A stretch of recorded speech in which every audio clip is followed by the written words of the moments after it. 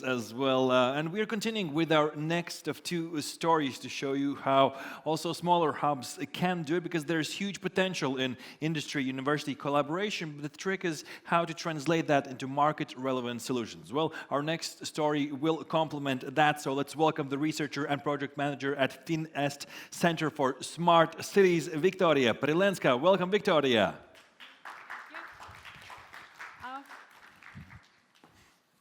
Yes, thank you very much. Thank you very much.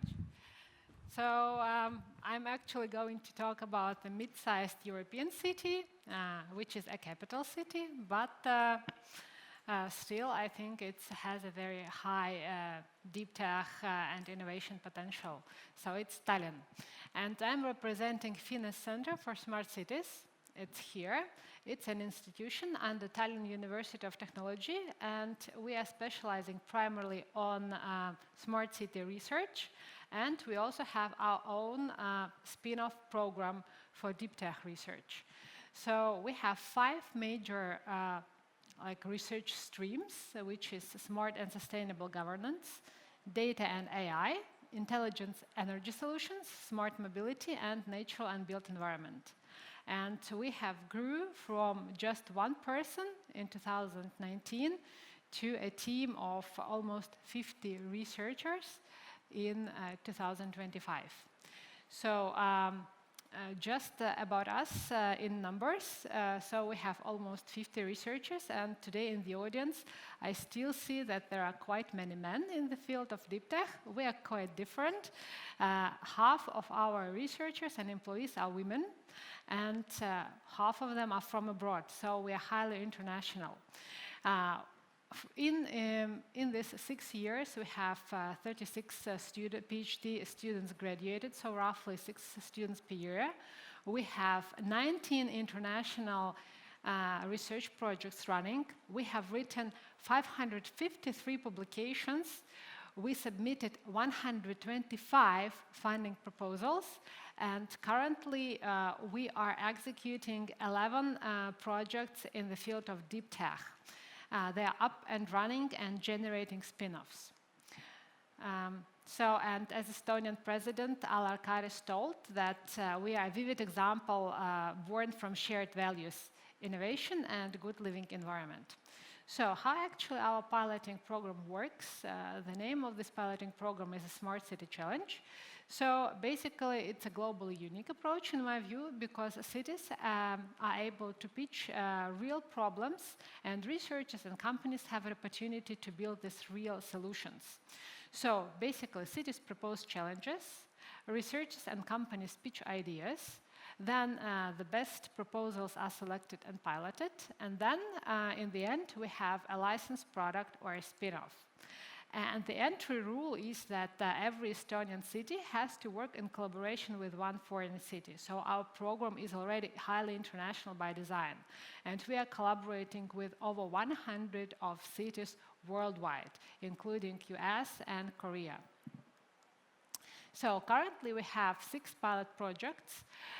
These are projects which were completed in August 2023, and each project already generated a spin-off company. So it's continuing with other types of financing. So the DigiAudit, it's for real-time building energy monitoring and analysis.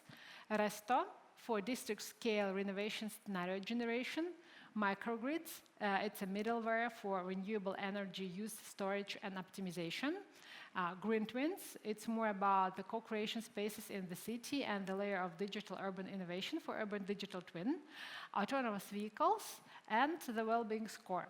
So, and the well-being score is quite particular because we were using different sensors to measure how citizens actually feel in the city. And we had quite interesting results. Very often that, let's say, if some people think that some places are bad in the city, we actually came to a different conclusion, that the body very often reacts very positive to these spaces. So that's an interesting point. Currently there are 5 projects ongoing.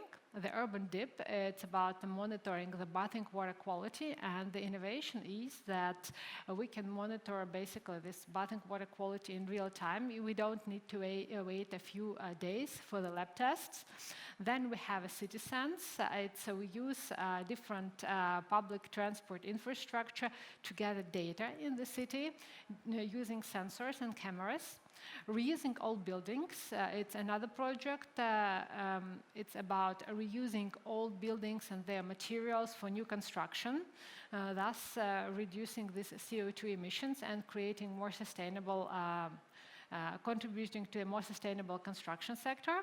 The Tree City, it's a continuation actually of the Green Twins project. It's about modeling 3D urban tree root systems in the cities. And this is highly relevant, especially in densely built cities, because very often these tree roots overlap with different underground utilities. And it's very relevant for big cities, for example, even like London. It's even more, let's say, relevant for them than for smaller cities like us. And the light line, it's about transitioning from to this direct current street lighting, thus making this street lighting system more efficient and these chains of street lighting longer. And we're actually piloting this pilot with one city from Ukraine as well. Today I wanted also to talk about the industry perspective on all of these collaborations. And I did also myself a small research because if you read the literature, a lot of research usually reflects only university perspective, and especially in Europe, this industry perspective is missing. And I wanted to enrich our knowledge about this topic. So as our Smart City program has 3 players, industry, university, and municipality, and we are focusing mainly on deep tech. And why these collaborations are relevant, especially for the deep tech startups.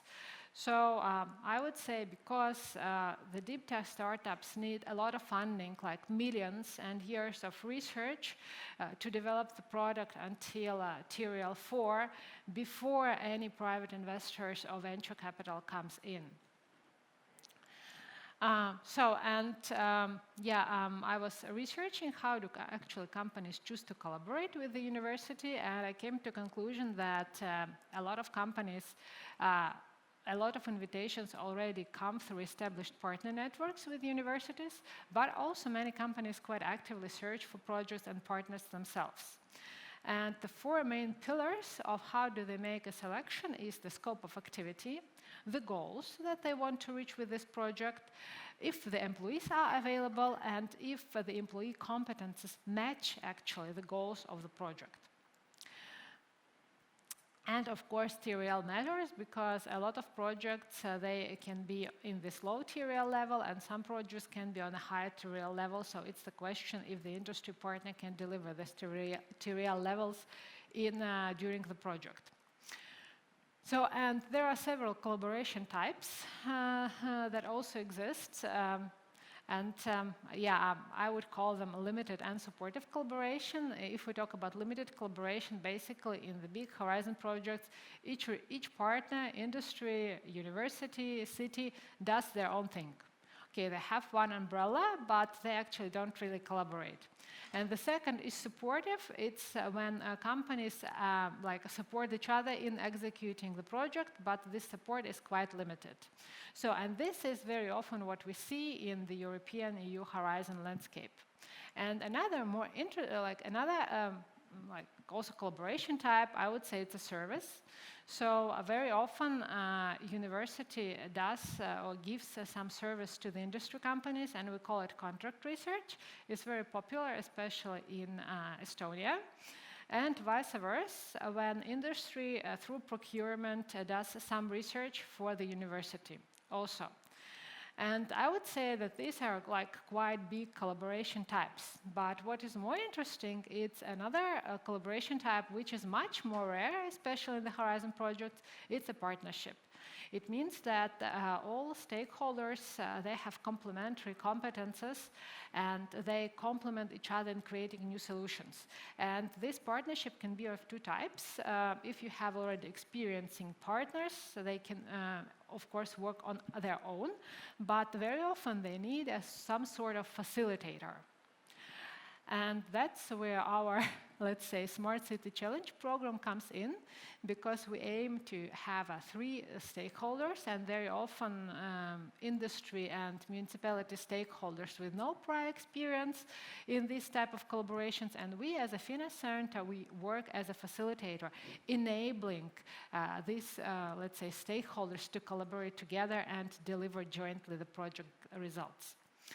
And what works and actually what gets in the way, there are some benefits for the companies. For example, especially for deep tech companies, you can advance your product, service, or expertise from, let's say, TRL 1 to TRL 4, or from TRL 5, let's say, to TRL 7, 8. Then you can also enhance your methodology, because your universities very often they have access to new working methods which maybe are not accessible, especially to small industry partners. So you can try all of them and see if you can apply them in your, let's say, industry process. Then you can have a real-life reference projects, and this is specifically important for deep tech, because, like in my view, very rarely investors come in when you don't have any reference project and when you haven't tested or prototyped the technology. Also, it's important because through these collaborations you can expand your potential partner network and maybe get some potential clients, especially if you're working with B2B or B2G.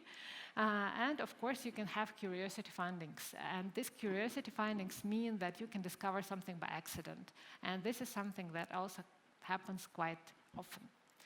And what are the barriers? Means that very often there is a diverging interests or focus, means that researchers are thinking about publications, whereas companies think about trade secrets, the employee shortage, because if the industry wants to participate in such projects, they need experts with domain knowledge and managerial skills.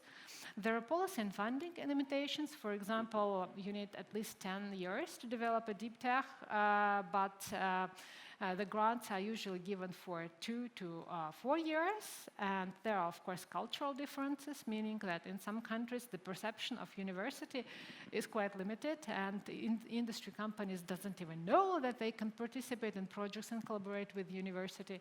And of course, there are political fluctuations, and a very good example is actually Estonia.